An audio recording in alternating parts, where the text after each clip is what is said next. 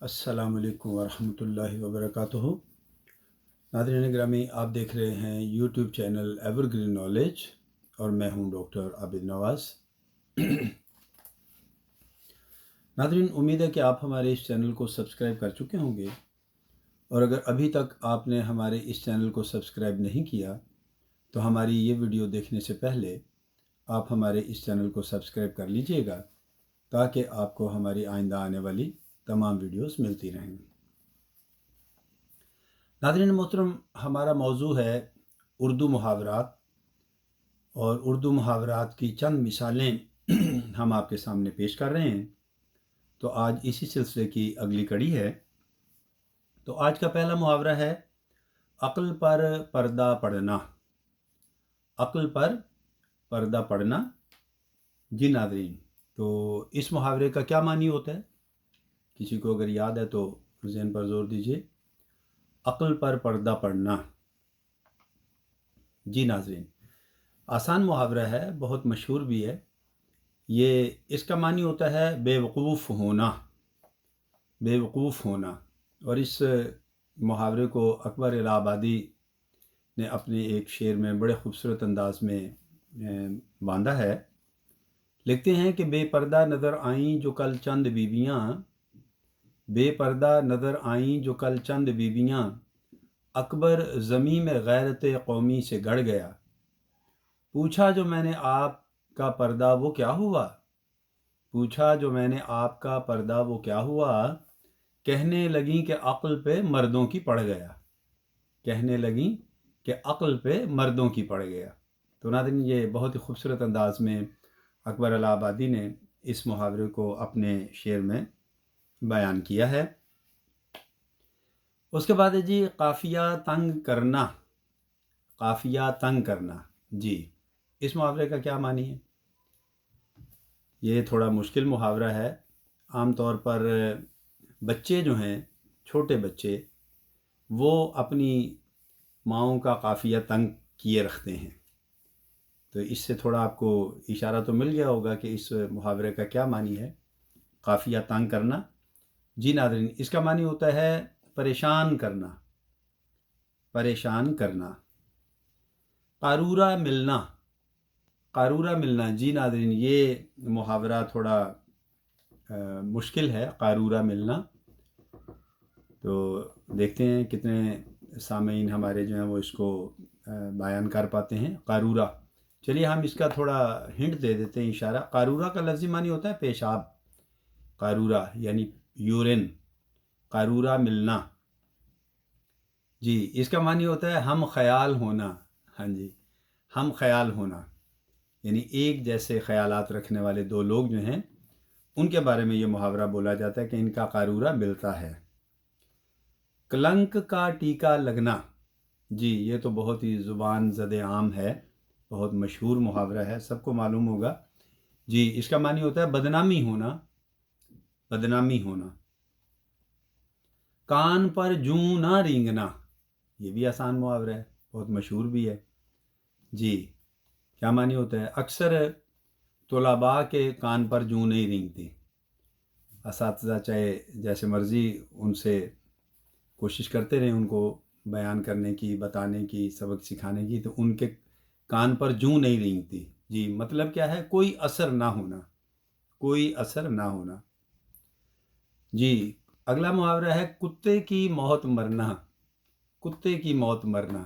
جی، یہ بھی بڑا مشہور محاورہ ہے اور تقریباً سبھی کو معلوم ہوگا۔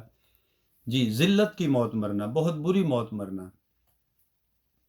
اس کے بعد ہے جی کانٹے بونا۔ کانٹے بونا۔ جی، ظاہر ہے یہ کوئی فصل نہیں ہے کہ کانٹے انسان بوئے اور اس کو کوئی فصل ہے اسے پھر کاٹے۔ جی، کانٹے بونا کا معنی ہوتا ہے جی کسی کا برا چاہنا۔ ٹھیک ہے، کسی کا برا چاہنا۔ گیہوں کے ساتھ گھن پسنا۔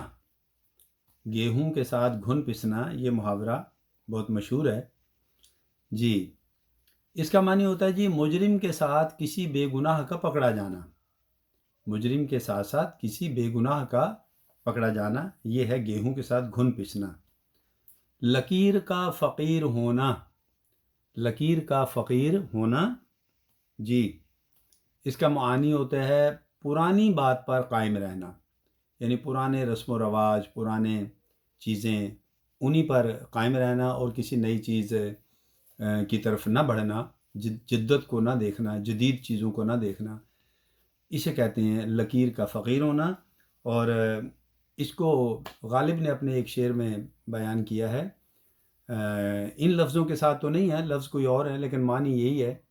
لکھتے ہیں کہ تیشے بغیر مر نہ سکا کوہ کن اسد، تیشے بغیر مر نہ سکا کوہ کن اسد، سرگشتہ خمار رسوم و قیود تھا، سرگشتہ خمار رسوم و قیود تھا، یعنی کوہ کن جو ہے پہاڑ کھودنے والا فرہاد جو ہے، اس نے مرنے کے لیے بھی اپنا وہ تیشہ استعمال کیا جس سے وہ پہاڑ کھودتا تھا، تو یعنی پرانی رسم و رواج کا وہ قائل تھا اور نئی چیزوں کا وہ قائل نہیں تھا۔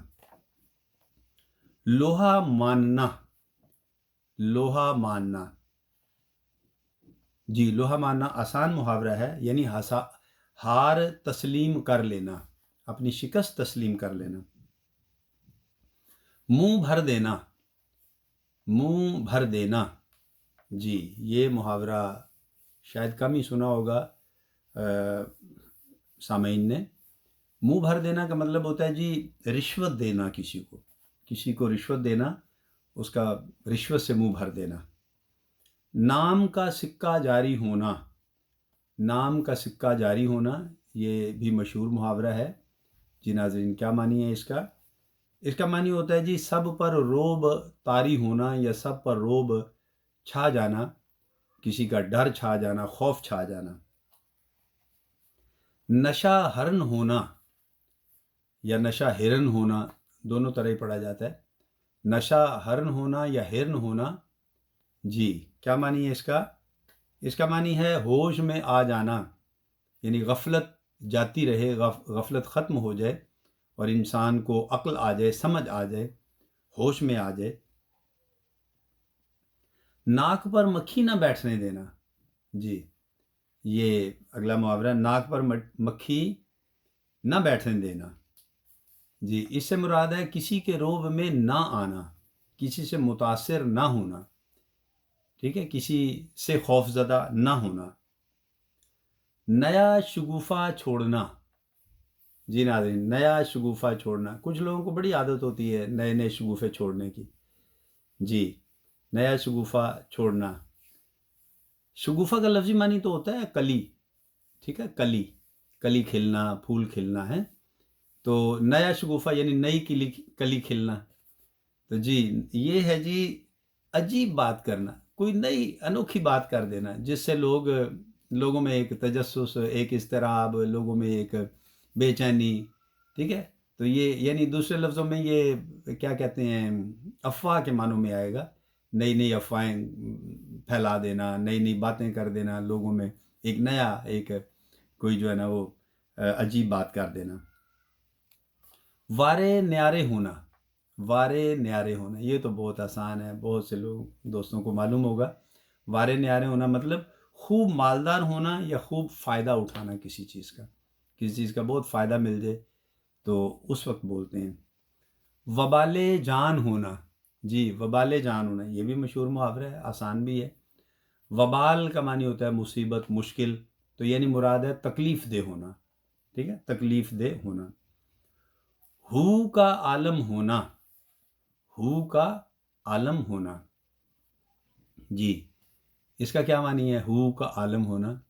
اس کا مطلب ہوتا ہے ناظرین بہت ہی سنسان، ویران اور بے آباد جگہ، خوفناک جگہ، ٹھیک ہے، ہو کا عالم ہونا یعنی بالکل سنسان، بے آباد، ویرانی ہوا ہے جس جگہ، اس جگہ کو کہتے ہیں ہو کا عالم ہونا۔ ہاتھ بٹانا، جی ہاتھ بٹانا یہ تو آسان ہے، ہمارے طلباء کو بھی معلوم ہوگا، ناظرین کو بھی معلوم ہوگا، یہ محاورہ بہت ہی آسان ہے۔ ہاتھ بٹانا یعنی مدد کرنا، کسی کے کام میں کسی کی مدد کرنا۔